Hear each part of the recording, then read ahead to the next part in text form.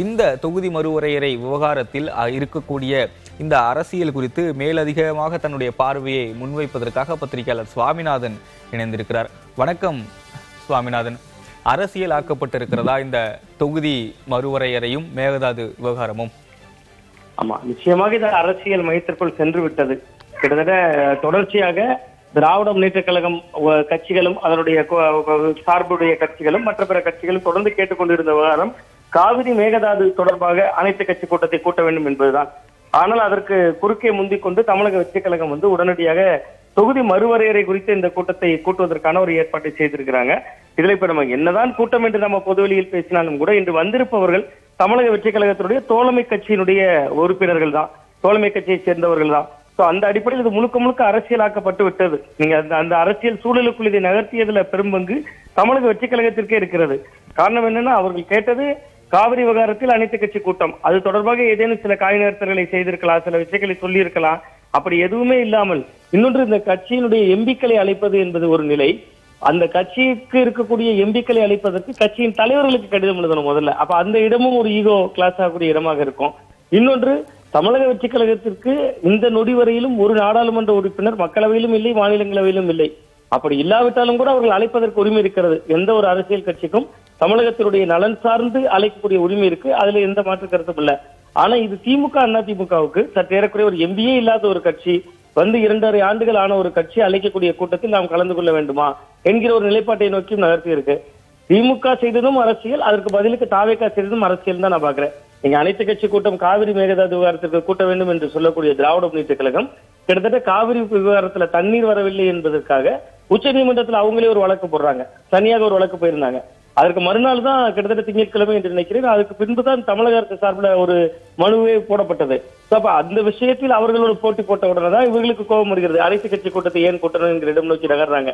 இப்ப இது திமுகவுக்கான நெருக்கடியாக மாற்றணும், திமுகவுக்கு அழுத்தம் கொடுக்கக்கூடிய இடத்திற்கு இதை நகற்றணும் என்கிற ஒரு கோணத்தில் தாவேகா இந்த முன்னெடுப்பை செய்தார்கள். பட் இதுல திமுக மட்டுமல்ல, பல கட்சிகள் கலந்து கொள்ளல. கிட்டத்தட்ட அண்ணா திராவிட முன்னேற்ற கழகம், பாட்டாளி மக்கள் கட்சி, மனிதனை கிட்டத்தட்ட கமலஹாசன் அவர்கள் உள்ளிட்ட பலரும் கலந்து கொள்ளாதனால இது விஜய் அவர்களுக்கான ஒரு வெற்றியாகவும் முடியல, ஒரு பெரிய பலவீனம் என்கிற இடையிலிருந்து ஒரு அரசியல் மையத்தில் நிற்குதுன்னு பாக்குறேன்.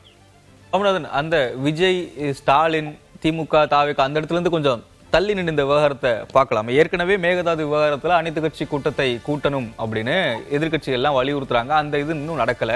கர்நாடகத்துல அது நடந்திருக்கு, அனைத்து கட்சி கூட்டம் கூட்டியிருக்காங்க. ஆனா இந்த தொகுதி மறுவரையறை இந்த விவகாரத்திலும் அனைத்து கட்சி எம்பிக்கள் கூட்டம் கூட்டப்பட்டிருக்கிறது. ஆனா அதிகமான எம்பிக்களை கொண்ட திமுக அதுல கலந்துக்கல.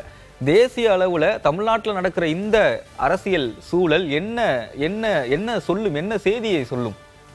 இல்ல, இது அகில இந்திய அளவுல தொகுதி மறுவரையறை விவகாரத்தில் தமிழகத்திற்குள் ஒரு குழப்பமான சூழல் இருக்கிறது என்பதைத்தான் வெளி உலகத்திற்கு காட்டும். நீங்க அது இப்படியான சூழல் ஏற்படும் என்பது நிச்சயமா தாவேகாவுக்கே தெரியும் தானே. நீங்க திமுக கலந்து கொள்ளாது என்பது கிட்டத்தட்ட நம்ம 2-3 நாட்களாகவே இப்படி ஒரு கூட்டம் நடந்தால் நிச்சயமாக திமுக பங்கேற்காது என்றுதான் நம்ம தொடர்ச்சியாக பேசி வருகிறோம். அதுக்கான வாய்ப்புகள் இல்லை என்றுதான் பேசி வருகிறோம்.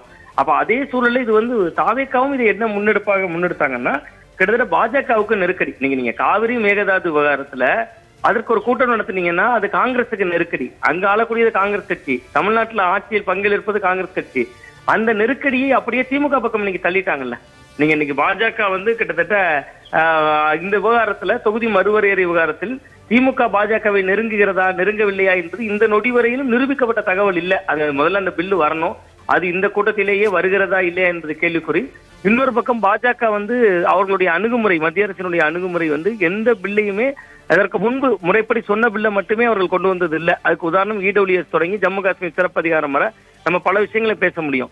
அப்ப இந்த இடத்தில் நீங்க கேட்டது மாதிரி அகில இந்திய அளவுல இது தமிழ்நாட்டிற்குள் பாஜக எதிர்ப்பு என்பது இரு கூறுகளாக உடைந்திருக்குங்கிறத வெளிச்சம் போட்டு காட்டுதுன்னு தான் நான் பாக்குறேன். நிச்சயமா அது 2 கூறா உடைந்து விட்டது அப்படிதான் நான் பாக்குறேன். அதுக்கு காரணமும் விஜய் அவர்கள் தான். நீங்க 2026 தேர்தல்ல திமுக தொடர்ந்து பாஜகவை எதிர்த்து களம் கண்டாங்க. ஆனால் களத்தில் இல்லாதவர்கள்னு சொன்ன விஜய் கட்சி பெரும் வெற்றியை பெற்றுவிட்டு தாவேகா ஆட்சி அமைத்து விட்டது.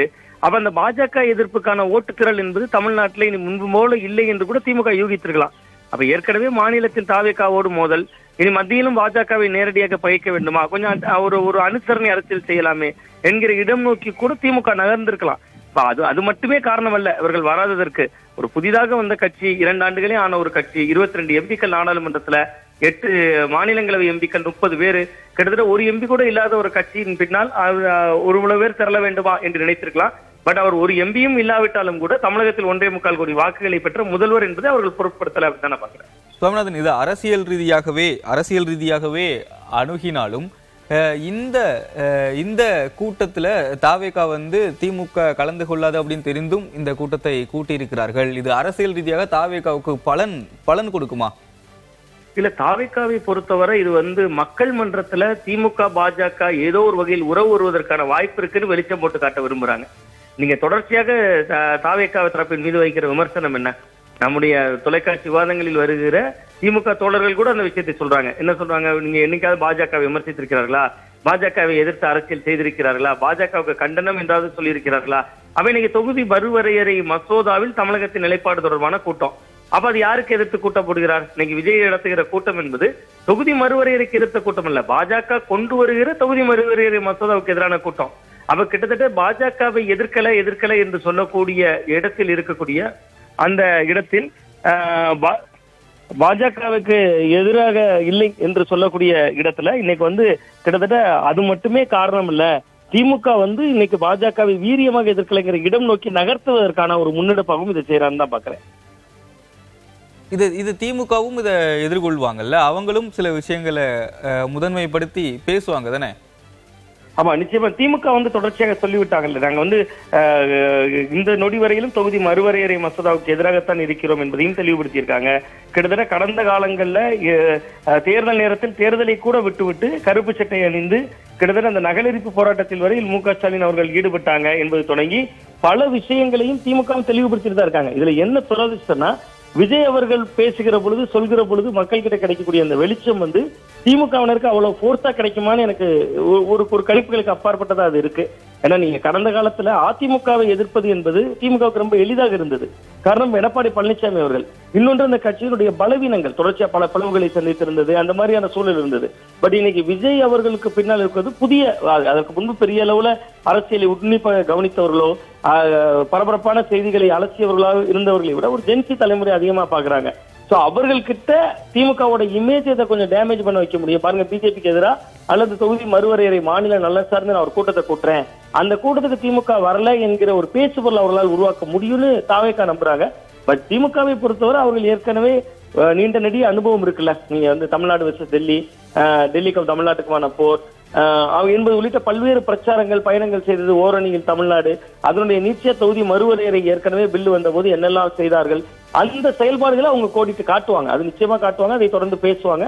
அது திமுக ஒரு பேலன்ஸ் பண்ணி கொண்டு போகும்னு திமுக தரப்பு நம்பக்கூடும் அப்படின்னு தான் பாக்குறேன். இந்த விவகாரம் நாடாளுமன்றத்துல இந்த தொகுதி மறுவரையறை வந்தபோது எதிராக வாக்களிச்சுட்டாங்க, அந்த மசோதா தோற்கடிக்கப்பட்டுருச்சு. திரும்ப இந்த கூட்டத்தொடர்ல கொண்டு வரப்படலாம் அப்படின்னு ஒரு எதிர்பார்ப்பு இருக்கிறது, அது தொடர்பான பேச்சு நிலவுது.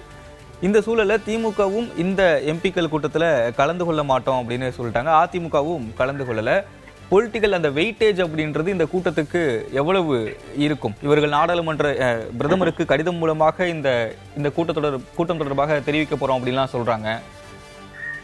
இல்ல, இந்த கூட்டத்திற்கு பெரிய மதிப்பு வேல்யூ எதுவுமே இருக்காதுன்னு தான் நான் நினைக்கிறேன். ஏனென்றால் இது கிட்டத்தட்ட தமிழக வெற்றி கழகத்துக்கு யாரெல்லாம் ஆதரவு கொடுத்திருக்கிறார்களோ அந்த தோழமை கட்சி நாடாளுமன்ற உறுப்பினர்களின் கூட்டம், அவ்வளவுதான். இது தமிழக எம்பிக்களின் கூட்டம் என்பது தமிழ்நாட்டில் இருக்கக்கூடிய அனைத்து கட்சிகளுடைய எம்பிக்களும் கலந்து கொண்டால்தான் அது தமிழ்நாட்டு எம்பிக்களோட கூட்டம். நீங்க பாருங்க, அதுல முதல்வர் கலந்து கொள்கிற கூட்டம். அப்ப முதல்வருக்கு எது முதல்ல வெற்றி? அனைவரையும் ஒரு புள்ளியில இணைக்கணும். இப்ப அனைத்து கட்சி கூட்டம் கேட்பது காவிரி மேகதாது விவகாரத்துல அனைத்து கட்சிகளும் வந்துட்டாங்கன்னா அது முதல்வருக்கு வெற்றி தான், அங்கு கோரிக்கைகளை எழுப்பக்கூடிய கட்சிகளுக்கு வெற்றி தான். இங்க அப்படி இல்லையே, காங்கிரஸ் கட்சி வந்திருக்காங்க, கிட்டத்தட்ட 12 நாடாளுமன்ற உறுப்பினர்கள், 9 பேர் மக்களவையில் தேர்வு செய்யப்பட்டவர்கள், 3 பேர் மாநிலங்களவையில் உள்ளவர்கள்.